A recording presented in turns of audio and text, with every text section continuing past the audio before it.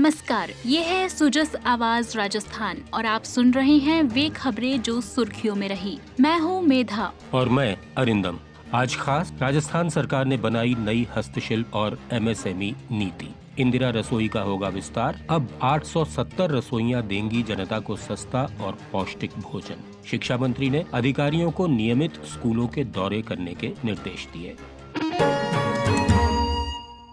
राजस्थान का हस्तशिल्प सारी दुनिया में मशहूर है। कुटीर, छोटे और मध्यम दर्जे के उद्योगों में बेशुमार स्टार्टअप छिपे हैं। इन्हें संरक्षण और भरपूर अवसर मिले, इसी सोच के साथ राजस्थान सरकार ने प्रदेश की पहली हस्तशिल्प नीति और एमएसएमई नीति बनाई है। सोशल मीडिया पर अपने संदेश में मुख्यमंत्री ने कहा कि छोटे और मझोले उद्योग हमारी अर्थव्यवस्था की मजबूत कड़ी हैं। उन्हें बढ़ावा देने के लिए सरकार ने ऐसे कदम उठाए हैं जिनके बूते उद्यम आसानी से लगेंगे और युवाओं को रोजगार मिलेगा। राजस्थान की उद्योग मंत्री शकुंतला रावत ने आज जयपुर में दोनों नीतियों का शुभारंभ किया। इस अवसर पर उन्होंने 13 उद्यमियों को राजस्थान उद्योग रत्न पुरस्कार और 29 को एक्सपोर्ट अवार्ड प्रदान किए।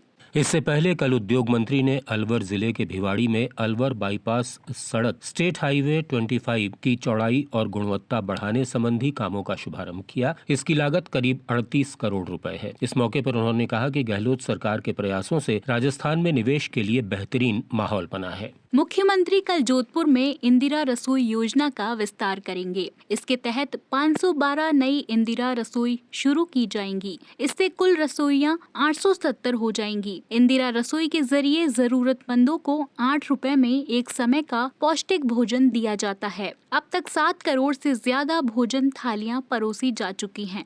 राजस्थान सरकार ने महिलाओं के बेहतर स्वास्थ्य और स्वच्छता के लिए उड़ान योजना चलाई है। मुख्यमंत्री ने भी महिलाओं से संकोच छोड़ने की अपील करते हुए कहा कि वे सरकार की उड़ान योजना का लाभ उठाएं और बिना किसी हिचकिचाहट के आगे बढ़ें। महिला संकोच में लोग बोलते नहीं है, अब संकोच खत्म करना चाहिए, क्योंकि महिलाएं क्या है, गांव में वो कपड़ा यूज करती है, बीमार पड़ती है, बांझ बन जाती है, बच्चे पैदा नहीं होते हैं और इलाज करना पड़ता है। अब संकोच कब तक चलेगा? तो सरकार सभी महिलाओं को नैपकिन दे रही, 12 नैपकिन दे रही, प्रतिमाह दे रही।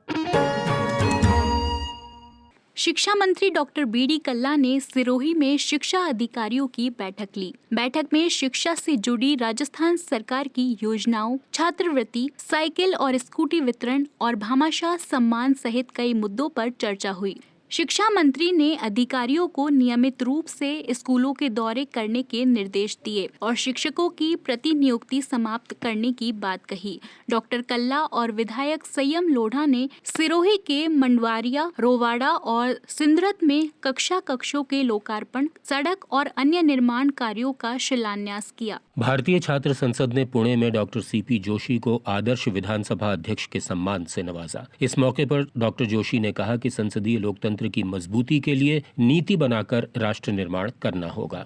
पिछले साल हुई आरएएस की परीक्षा के सफल अभ्यर्थियों को इस बार विस्तृत आवेदन पत्र ऑनलाइन ही भरना होगा। इसके लिए लिंक 19 सितंबर से 3 अक्टूबर तक उपलब्ध रहेगा। ऑफलाइन आवेदन स्वीकार नहीं किए जाएंगे।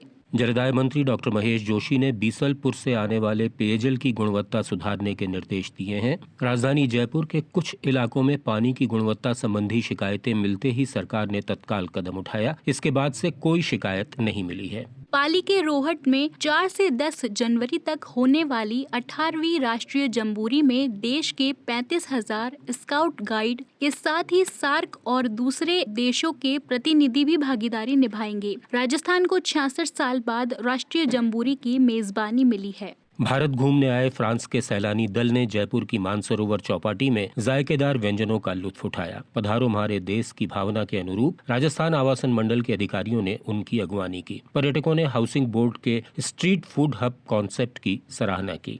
इसी के साथ फिलहाल हमें दीजिए इजाजत। दिन भर की हाइलाइट्स जानने के लिए सुनते रहिए सुजस आवाज राजस्थान। नमस्कार।